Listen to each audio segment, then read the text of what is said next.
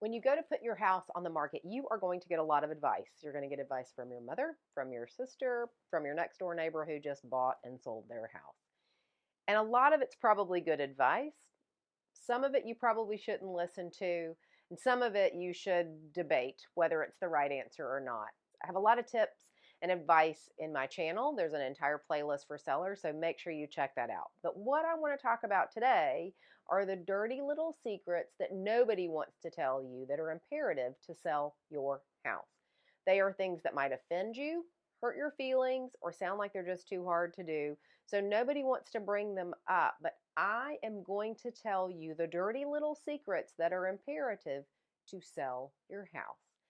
That's what we're going to talk about today, and we're starting right now. I'm Sherri Ann Green with Coldwell Banker. Welcome to my YouTube channel that guides home sellers and home buyers in Washington, D.C. and Northern Virginia. I'm going to tell you the dirty little secrets that nobody wants to tell you that are imperative to sell your house. Perfumes, sprays, and potpourri. They're a no. They're an absolute no when your house is on the market. We all have a scent to our home, and we get used to what that smells like. You know, you become nose blind, as they say. And it is imperative to make sure that your house is fresh and clean when a buyer comes in. But trying to cover up smells with a fragrant and loud room spray or a holiday scented potpourri, or even worse, your own perfume or cologne being sprayed around the house before you leave is an absolute no-no. If you want to freshen up your house, open the doors, open the windows for a little bit before the buyer comes in, or use a neutralizing air spray, something that will neutralize the air but not add any fragrance to it. This is important. Everybody has scents that they love, and you may love a scent that you have, but the buyer may absolutely hate it, and that can be a turnoff. The other thing is that the buyer may have a sensitivity to smells, and what you've sprayed in the air could be an irritant to their asthma or their allergies, or frankly, they just don't like the scent. So just don't do it. Don't fragrance up your house every time the buyer's coming over. Just neutralize the air. Speaking of smells, let's talk about our pets. They're cute, they're adorable, we all love them, but sometimes they smell. Cats and their litter boxes are notoriously the worst. Hamsters and bunny rabbits, they don't always smell great either, and even our sweet little dogs sometimes have an odor that lingers around the house. Make sure that you are cleaning up after your pet religiously. In addition to that, pets are cute, but they're not great sales tools. Inevitably, they can get underfoot, bark, meow, jump out, and scare a buyer. Even the friendliest of dogs that always are on their best behavior when our friends come over can get really spooked and scared when people are coming in and out of the house constantly. So you may think it's a great idea to just put your pooch in a crate and call it a day, but the truth is your pooch may be very uncomfortable every time a buyer is coming in and out. And it can make a buyer very uncomfortable as well.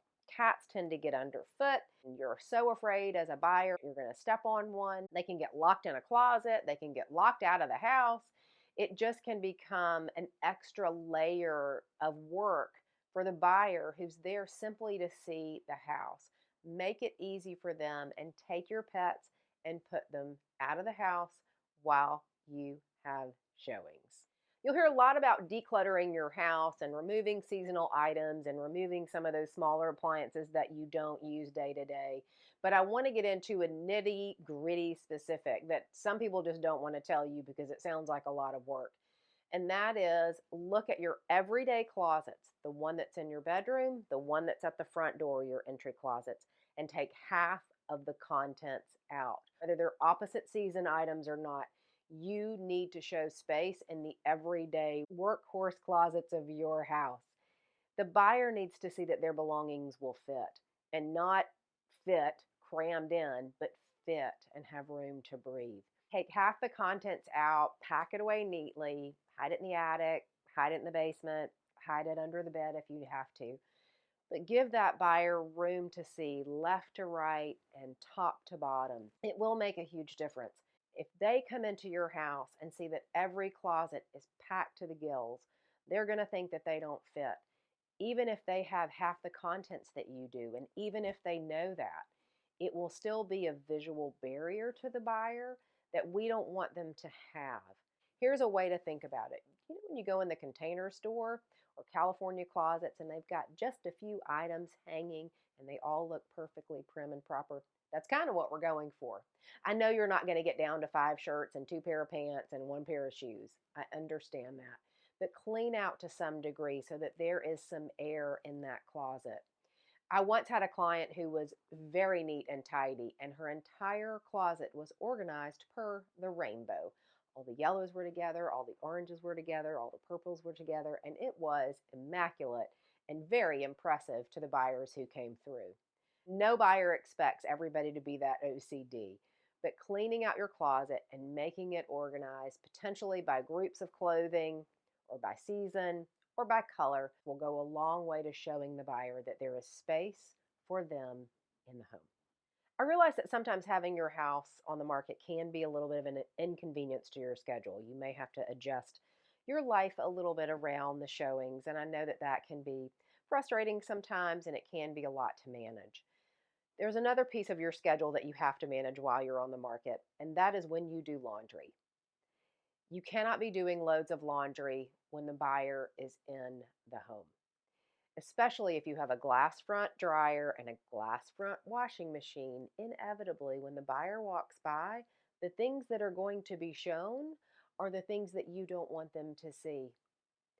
They may want to open the lid, they may want to just make sure that the dryer is clean and pristine and that the washing machine is not moldy. But even beyond that, seeing your unmentionables attached to that glass door is just not something any buyer wants to see. And frankly, you don't want them to see it either. Speaking of unmentionables, a lot of us use drying racks. We dry all of our workout gear and our delicates, and we hang them on those little wooden racks that fold up neatly and tuck away. That's exactly what you want to do when a buyer is coming over. Take that laundry off that rack, fold it up neatly, and tuck it away. Now, you may say to me, Sherri Ann, I can just take that drying rack and I'm going to put it in the laundry room, and that's where it goes. So that'll be fine. And then the buyer can see that there's room for the rack in the laundry room. Nope, it's not going to work. You have to put that away. The buyer doesn't want to see your clothes. They don't want to see your unmentionables. I once went to host an open house, and the seller had done all their laundry that morning, and all of it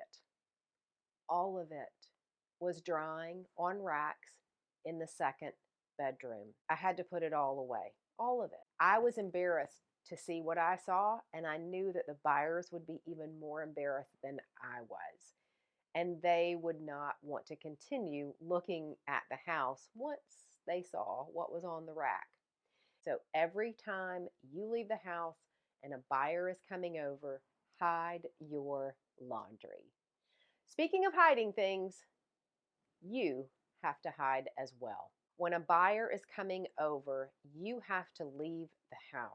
And when I say leave the house, you have to leave the home, leave the yard, leave the driveway, and leave your neighbor's yard. You cannot stand across the street and peer out the window of your neighbor's house and watch what's happening in yours. You have to leave.